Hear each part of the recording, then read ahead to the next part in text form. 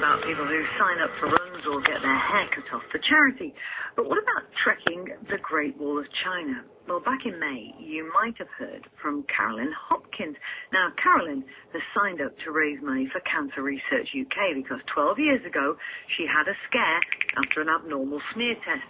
Well, everything came good in the end, but Carolyn was determined to help other people. So she was preparing to head to China and raise a bit of cash for a good cause.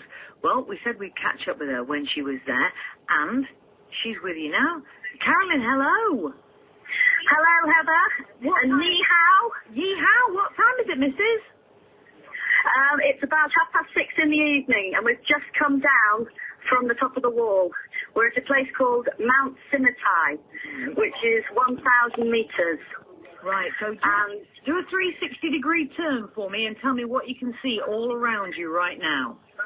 Okay, right. In front of me, we've set up camp at the bottom of the wall. So there's lots of tiny little two-man tents, and it's in the middle of a huge field of corn. Now, the corn's very dry because obviously there's hardly any water up here, and as you listen to, well, we can hear it, there's a gentle breeze, and as it rustles through all the corn, it's almost as though little animals are scurrying through the corn. As you turn to the left, you can see the wall snaking up the hillside with towers, which there's towers every, I think it's 1,200 metres. Today, we climbed up from the bottom to the top, through all sorts of scrubland, very prickly, brackeny stuff. And when we got to the top, we then worked our way along the wall, coming back down. Part was missing, so we had to go on a rather scary rope bridge across a huge sort of chasm, which was a bit scary. And then we walked a total down of 1,121 steps.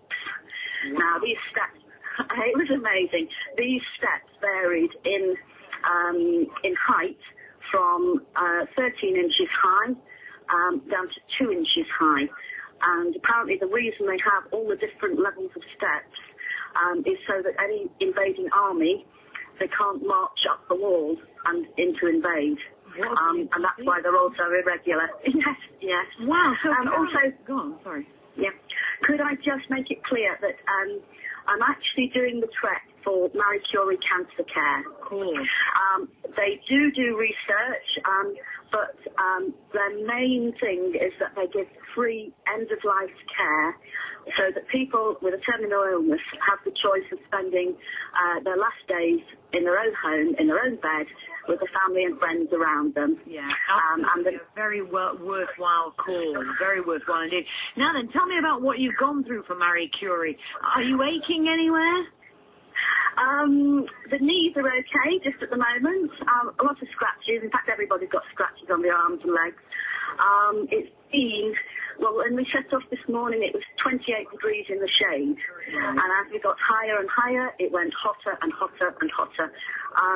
So we've had to be very covered up, and we've drunk litres and litres of water to avoid sunstroke, really, and dehydration. We've got our own doctor with us, and she can treat anybody if they are suffering with the heat or with the actual walk. Is it busy on the wall?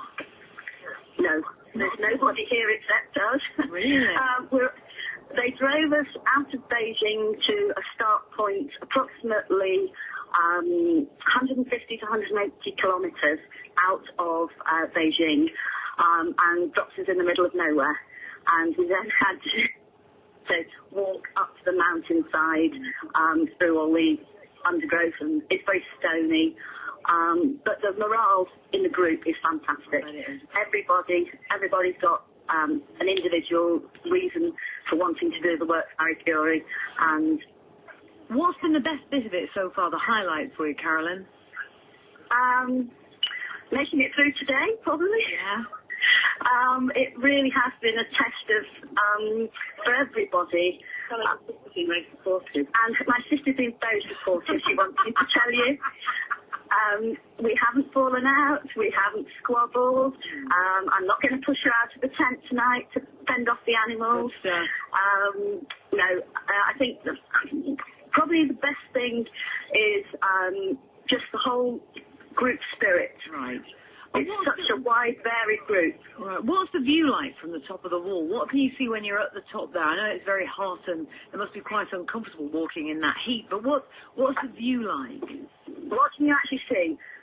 Just for miles and miles and miles, all you can see is the wall snaking along the top of the mountain. If you can imagine a huge mountain range throughout the whole of the UK from top to bottom, and just if you stood at one end at the top and looked, and it just winds its way up and down all along the tops of all the ridges. Everywhere below the wall is either stone, exposed stone and bare earth, or else there's like a prickly bracken. We're not quite sure what it is, whether it's a combination of hawthorn. It's very spiky. Anyway, it's right. How many more days walking have you got? We've got 5 days more. Today was the easy day, apparently. Tomorrow. Today was apparently the warm-up. Tomorrow we've got at least 9 hours trekking.